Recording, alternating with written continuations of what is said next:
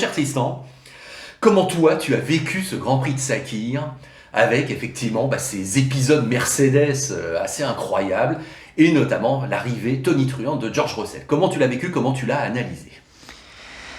En fait, une fois encore, faut y aller avec des pincettes parce que les décisions, déjà premièrement, la décision de mettre Russell dans la voiture, elle est pas dénuée. Évidemment, après coup, c'est toujours facile de dire, bah oui, le gamin il est vite, oui d'accord. Mais enfin, la décision, quand il faut la prendre, elle n'est pas toujours si facile que ça. Donc c'est quand même toujours de mettre un jeune comme ça, auquel on ne s'attend pas forcément tout de suite, c'est une décision courageuse déjà premièrement. Qui n'est pas désintéressée parce que je pense qu'elle provient de Wolff, qui est quand même le manager de Russell. Donc je pense que le cercle se ferme gentiment. Mais encore faut-il l'assumer, cette décision. Donc je pense qu'il y avait dû avoir probablement quand même des essais. Lorsqu'on est dans ce milieu-là, on se rend bien compte qu'il y a quand même des analyses sérieuses, poussées, qui font que il n'y a pas de décision prise à l'emporte-pièce sur de l'affect lorsqu'on parle autant d'argent que ça. Les enjeux sont énormes. Donc il y a évidemment des analyses et un cumul d'analyses depuis des mois, voire même des années, qui prouvaient à Mercedes que Russell avait une graine de champion. Sinon, il ne le ferait pas. Après, c'est vrai que c'est pas celui. On a vu effectivement les remarques et le côté un peu désemparé de Vandoorne qu'on peut comprendre, oui. Tout à fait. Mais c'est vrai que Russell était quelque chose qui était un challenge, mais qui, je pense, qui était intéressant. Ah bah tout de suite. On a tout de suite tous perçu que là, il allait y avoir une situation sportive. C'était voilà, c'est ça, forcément, on avait envie de voir. On peut dire ok, merci Wolff d'avoir pris une décision qui excitait tout le monde. Et puis, c'est quand même pas n'importe quelle voiture, c'est la Mercedes, qui plus est, c'est la Mercedes de Lewis. Donc c'est quand même pas n'importe quelle voiture, la voiture qui est championne du monde. Donc c'est sûr que d'avoir cette opportunité-là, on se met à la place de George Russell. Et puis du team et dans l'ensemble des intervenants quand même, et c'est quand même pas une paille. Donc c'était quand même très très sympa pour nous de voir qu'est-ce qui va se passer. Et finalement il s'est passé ce qu'on espérait un petit peu tous, faut être honnête. Qui viennent là pour perturber le jeu. Et qui montrent que finalement il n'y a pas de miracle souvent sur Terre, et que évidemment Lewis est un pilote exceptionnel, mais George Russell, finalement, on échangeait les casques, et on pouvait tout à fait se dire, bah oui, c'est Lewis dans la voiture. En tout cas, Hamilton n'aurait pas fait forcément différent que de posséder 26 millième en qualif à Bottas et d'être le dominateur du Grand Prix. Non, parce que notamment ce week-end, les résultats ou la course de Lewis, on aurait pu se dire Lewis il serait remonté, il serait allé attaquer Bottas, il aurait fait un peu la différence. Non. En fait, c'est bien Lewis dans la voiture. Ouais. Alors, il est peut-être pas dans une grande forme. Je crois qu'il a été plus diminué qu'on le croit du Covid. C'est possible. Ouais. En tout cas, ce qu'on peut retenir, c'est qu'il a voulu récupérer sa voiture. Oui, le plus vite possible.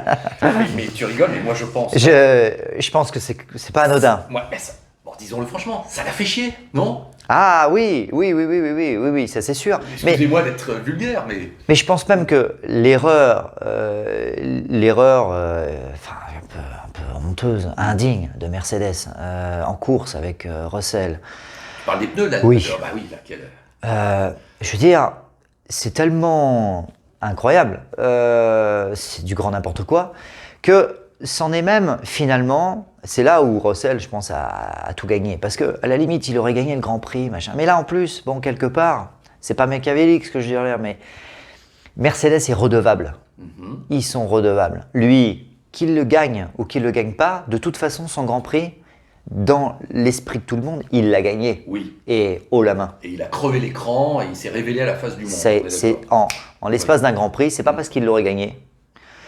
Parce qu'on ne peut pas dire que ce soit un nouveau en Formule 1, il arrive, il gagne. Non, ça fait quand même 2 ans qu'il est en F1, et puis il n'arrive pas de nulle part. Donc c'était pas, de toute façon, gagner le Grand Prix, oui, coup de génie, très bien, ok, très bien. Mais de toute façon, là, pour les gens qui l'intéressent aujourd'hui, c'est-à-dire le paddock et les décideurs, son Grand Prix, de toute façon, il l'a gagné. Et qui plus est aujourd'hui, Mercedes sont redevables vis-à-vis de lui parce que énorme boulette, c'est même plus une boulette, c'est du sabotage. On n'y a pas cru quand on a vu ça, c'est pas possible. C'est du sabotage. Oui. Mais je crois qu'en fait, très sincèrement, parce qu'on occulte des fois, c'est tellement professionnel, on a une image de la F1 qui est tellement militaire, extraordinaire et tout, mais en fait, la réalité, elle est quand même tout autre. Hein. C'est quand même une accumulation d'hommes et de femmes qui viennent travailler ensemble et qui peuvent tous faire des erreurs. Et je pense qu'ils ont eux-mêmes, pour faire une erreur comme ça, qui n'est jamais arrivée, enfin je veux dire, ils ont été, je pense, déstabilisés eux-mêmes parce qu'ils étaient en train de voir. Et qu'ils étaient sûrement tellement... ils sont devenus spectateurs de leur propre course, je pense. Et qu'ils se sont mis à être démobilisés, pris par les images, par le niveau de performance qu'ils étaient en train de voir, qui pensaient être probablement uniquement possible avec un Lewis Hamilton dans leur voiture, et que finalement ils se retrouvent avec un gamin qui se dit mais d'où il sort lui? Mais en fait, mais finalement Lewis, ouais, il est top, mais là on est en train de mettre un gamin, il est en train de faire la même chose. Donc je pense que pendant le Grand Prix, il y a eu une telle hallucination que je suis, c'est personnel, mais je suis quasiment certain que cette erreur, c'est pas été le hasard. C'est une démobilisation à un moment donné. Ils sont devenus spectateurs. Leur décision, bon, ils étaient champions du monde. Il y a eu je pense, ça s'est relaxé un peu. Ouais. Et puis halluciné par ce qu'ils devaient voir à la télé quand même. Ouais. Donc le cumul faisant, l'erreur, c'est pas un hasard que cette erreur, on peut toujours dire le hasard, pauvre George Russell, dis donc, pas de bol. Mais j'y crois pas trop. Et c'est un cumul de ce genre d'éléments qui se sont venus s'accumuler durant le Grand Prix, qui ont fait que les mecs, ils étaient à côté de leur pompe. Enfin, je sais pas. C'est l'analyse, hein, en fait, un petit peu que j'en ai. Parce que tu sous-entends que parfois le sport dépasse le matériel, si j'ose dire, et qu'il y a des éléments un petit peu comment dirais-je, difficiles à définir, qui vont au-delà de l'organisation même, qui... c'est devenu l'émotion, Oui. l'émotionnel, parce qu'ils étaient champions du monde avec Lewis, donc la saison pour eux était terminée. Ils sont champions du monde des constructeurs, ils étaient champions du monde des pilotes. Voilà. Bon, Lewis malade, bon ok, donc ils n'ont pas leur star, ils n'ont pas leur tête, ils n'ont pas, donc ok, il n'est pas là. Ils ont un petit jeune, bon allez le petit jeune, on va l'aider. Et je pense que ce qu'ils ont vécu était pas du tout ce qu'ils avaient prévu. Ils s'attendaient évidemment à Wolff, il n'a pas mis son gamin, son protégé, pour qu'il se fasse exploser et que sa carrière soit morte. Il est évident, mais c'est les mécanos. Là, on parle des mécanos, des ingénieurs qui ont été un peu, je pense, quand même relativement stupéfaits de ce qui était en train de se passer. Ouais. Et il y a eu, j'en suis sûr, une espèce de démobilisation avec George Russell, parce que ils avaient presque... Enfin, je me mets à leur place. Ils sont sereins, ils ont tout gagné. Ouais. Ils ont explosé tout le monde cette année. Donc voilà, c'est clair, tout va bien. Et puis là, ils se retrouvent. La cerise sur le gâteau, ils foutent un gamin dans la bagnole, et l'autre, il fait la même qu'Hamilton. Oui. Donc, il faut se mettre à leur place. Et ce ne sont que des hommes. Ils se mettent devant leur télé, ils disent non, c'est dingue. Et ils devaient... Enfin, je veux dire... Il y a un moment donné un côté profiter. Ils avaient tout pour pouvoir profiter de la situation et se démobiliser un peu de la concentration extrême que demande d'aller faire des pit stops entre 1.8 et 2.5 et de mettre les bons pneus au bon endroit, quoi. Voilà. Ça paraît con, mais la réalité, elle est là. Et je pense que le fait que Lewis soit pas là et que le gamin soit quand même assez surprenant, ça a largement contribué au fait que Mercedes fasse une énorme boulette comme ça. Ah oui, non, mais ça a été un Grand Prix un peu hors norme. Alors j'ai vu un tweet là passer ce week-end qui m'a bien amusé, où le type dit à Lyon chez Mercedes, pour remplacer Russell, ils ont mis Hamilton, Van Dorn doit être furieux. Mais tu vois ce que je veux dire, on a inversé. Mais c'est vrai que, est-ce que tu n'avais pas envie que Russell continue? Tu vois, c'est ça que je veux dire. Ah si. Hein, on est tous pareils. Hein. Si, on avait envie de le voir aussi une deuxième fois là. Hein. Si, et puis, bon, encore, on peut pas. Non, mais il est hors de question de dire, tiens, il n'a pas été bon, de machin et tout. Mais enfin, il a pas été au niveau qu'on le connaissait depuis le départ. On en a souvent parlé. toute l'année, il y a un moment donné, même s'il a mis en place dans les 10-12 premiers tours, il a souvent pris le temps quand il n'était pas en tête, ou même quand il était en tête, mais qui maintenait 1 seconde et demie pendant 10 tours, où on sentait qu'il allait avoir une baston. Et finalement, boum, la machine se met en route, il a compris, et alors là, il finit avec 30 secondes d'avance. Et là, la machine ne s'est jamais mise en route. Il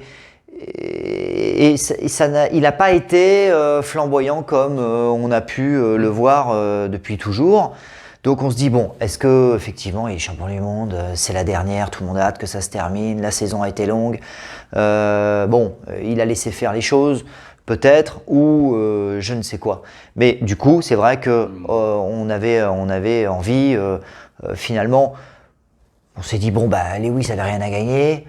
Nous, en tant que spectateurs et observateurs, on avait tous envie que l'histoire continue avec Russell pour que soit il prenne sa revanche, qu'il aurait peut-être pas prise parce qu'honnêtement, on voit Verstappen qui était vraiment un cran au-dessus, qui n'a pas fait de faute. Non. Et là, la voiture et le pilote étaient vraiment au niveau. Et on le voit avec Albon, la fin de course d'Albon, et vraiment, il y aurait eu 2-3 tours de plus, il faisait 1 et 2. Hein, donc la voiture était excellente, Verstappen était égal à lui-même, donc je ne suis pas sûr qu'un Russell fasse suffisamment la différence de par sa motivation pour aller se battre avec Verstappen, mais encore que, on ne sait jamais. Mais bon, on avait effectivement, je suis d'accord avec toi, on aurait bien voulu que l'aventure continue. Et je pense qu'on n'est pas les seuls. Non, on est d'accord.